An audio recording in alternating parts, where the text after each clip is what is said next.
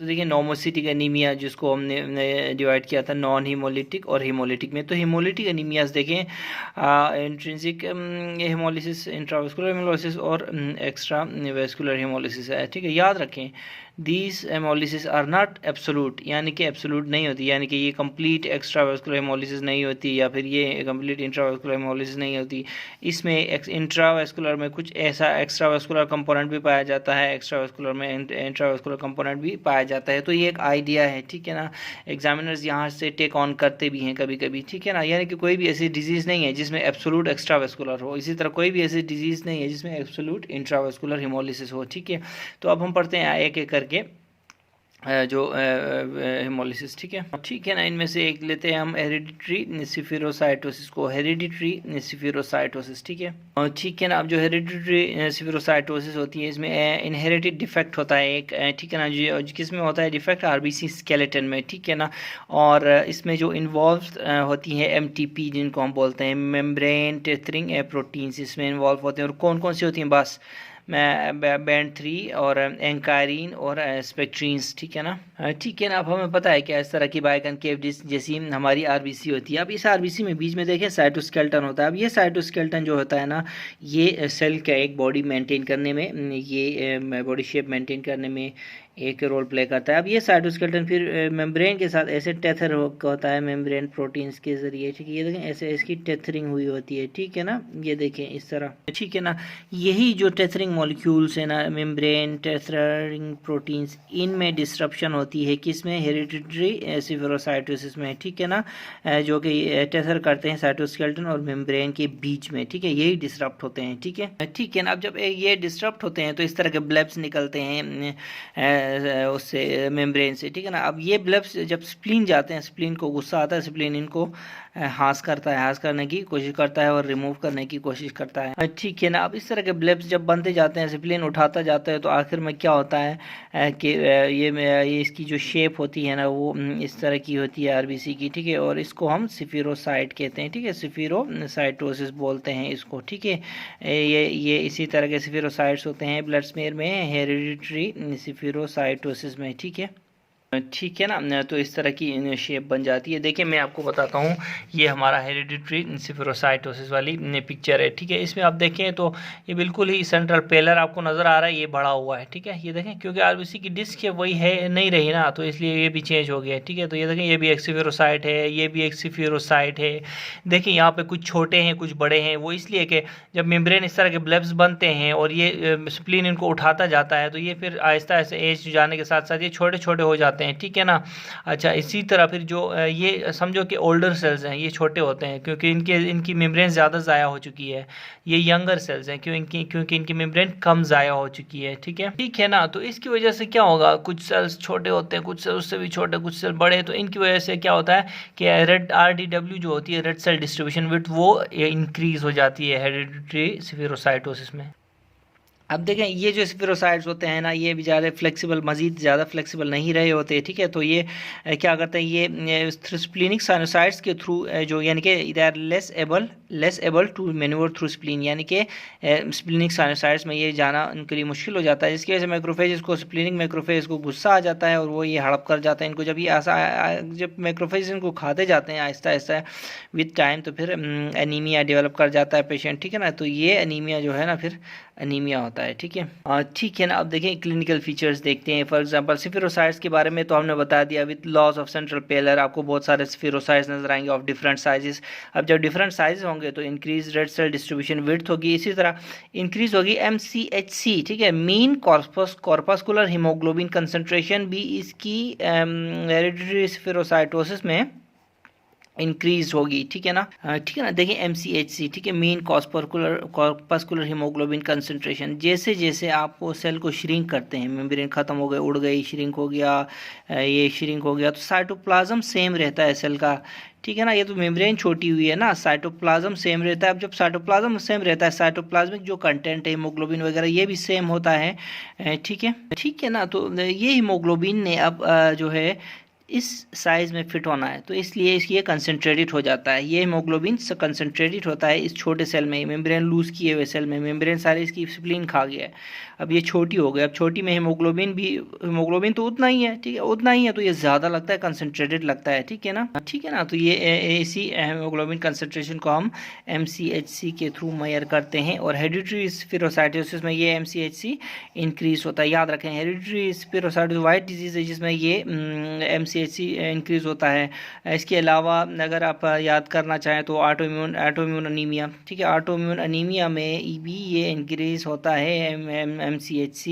ये वाहिद एग्जांपल है apart from hereditary स्पेरोसाइटोसिस जिसमें MCHC रेज होता है, क्योंकि ऑटोइम्यून अनीमिया भी इसी तरह का ही प्रोसेस मेम्ब्रेन के साथ चल रहा होता है, इसीलिए इसमें भी MCHC हाई होता है, ठीक है, ठीक है ना। उसके बाद देखें ये कि स्प्लीनोमेगेली हमें नज़र आएगी हेरिडिटरी स्पेरोसाइटोसिस में, क्योंकि काम ज़्यादा हो रहा है ना इस जगह में, आपको खुद पता है। ये देखें स्प्लीनिक मैक्रोफेजेस मुंह खोल के बैठे हैं, स्पेरोसाइट ऊपर से आ रहा है खाने के लिए, ठीक है ना। तो ये असल में होती एग्जांपल है ये वर्क हाइपरट्रॉफी की, ठीक है ना। ये वर्क हाइपरट्रॉफी, वही जो काम ज़्यादा हो रहा है ना, ये एक टर्म है, इसको कहते हैं वर्क हाइपरट्रॉफी, ठीक है ना, जिसकी वजह से स्प्लीनोमेगेली होती है, ठीक है ना। उसके बाद देखें जॉन्डिस होता है, जॉन्डिस और अनकंजुगेटेड बिलिरुबिन रेज होता है। इसकी पूरी की पूरी हमने पहले डिस्कस की हुई है कैसे होता है, ठीक है ना, क्योंकि स्प्लीन में RBC को रप्चर करता है, हीमोग्लोबिन बाहर आता है, हीमोग्लोबिन में हीम होता है, ठीक है, हीम और प्रोटोपोरफायरिन होता है, हीम रिसाइकल होता है, प्रोटोपोरफायरिन भी अनकंजुगेटेड बिलिरुबिन में कन्वर्ट होता है, ये फिर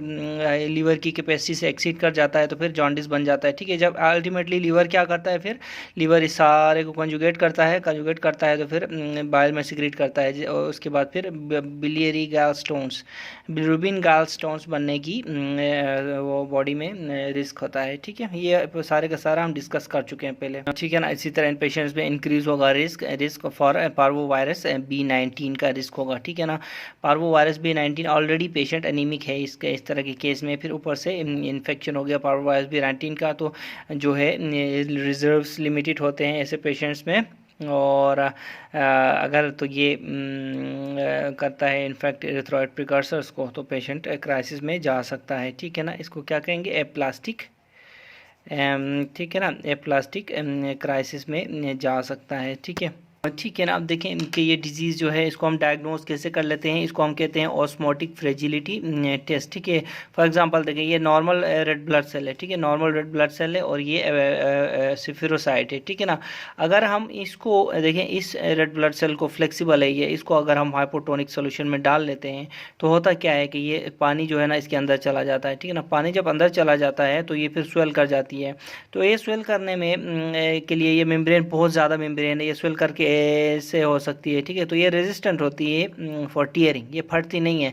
जैसे ही हम ये डालते हैं ना इसी हाइपोटोनिक सोल्यूशन में, तो इसके पास और जगह ही नहीं है, जब इसमें पानी अंदर घुसता है ना तो एकदम ये रप्चर हो जाती है, ठीक है ना। तो ये टेस्ट होता है ऑस्मोटिक फ्रेजिलिटी टेस्ट, जो कि डायग्नोस करता है हेरिडिटरी स्फीरोसाइटोसिस को, ठीक है ना। इसी तरह ट्रीटमेंट क्या है, स्प्लीनेक्टमी है, हेरिडिटरी स्फीरोसाइटोसिस की ट्रीटमेंट स्प्लीनेक्टमी है, ठीक है। स्प्लीनेक्टमी अगर हम एक बार करें तो अनीमिया ठीक हो जाता है, ठीक है। वो कैसे ठीक हो जाता है, देखें स्फीरोसाइट से कोई प्रॉब्लम नहीं होती बॉडी को, ठीक है, चल रहा होता है काम, जब तक स्प्लीन फिर इनको देख के इनको अजनबी समझ के काटने लगता है ना, तब अनीमिया डेवलप होता है। इसीलिए हम स्प्लीन को उठाते हैं तो ये बेचारी भी कटती नहीं है स्प्लीन में, ठीक है। जब ये कटती नहीं है तो अनीमिया नहीं होता है, ठीक है ना। यानी कि स्फीरोसाइट्स परसिस्ट कर जाते हैं, ज़िंदा बच जाते हैं, ठीक है। इसी तरह उसमें हॉवल जॉली बॉडीज़ नज़र आएंगी आपको स्प्लीनेक्टमी के पेशेंट्स में, हॉवल जॉली, ठीक है, और ठीक है ना। अब हॉल जॉली बॉडी पे एक दो शब्द लगाते हैं, ठीक है। हॉल जॉली बॉडी देखें कि देखें याद रखें, कोई भी RBC जब पैदा होती है ना तो वो जो होती है उसके दो टाइप्स ऑफ RBCs होते हैं पैदा होने के बाद। एक होती है जो है यानी कि उसको ऐसे समझे कि कोई भी RBC जब पैदा होती है तो nucleus is removed in the spleen, ठीक है। स्प्लीन में न्यूक्लियस रिमूव किया जाता है, फॉर एग्जांपल। अब देखें न्यूक्लियस कंप्लीटली रिमूव किया जाता है या फिर कंप्लीटली रिमूव नहीं किया जाता, थोड़ा बहुत बच जाता है, ठीक है ना। न्यूक्लियस तो नहीं, ये न्यूक्लियर फ्रेगमेंट समझे, ठीक है।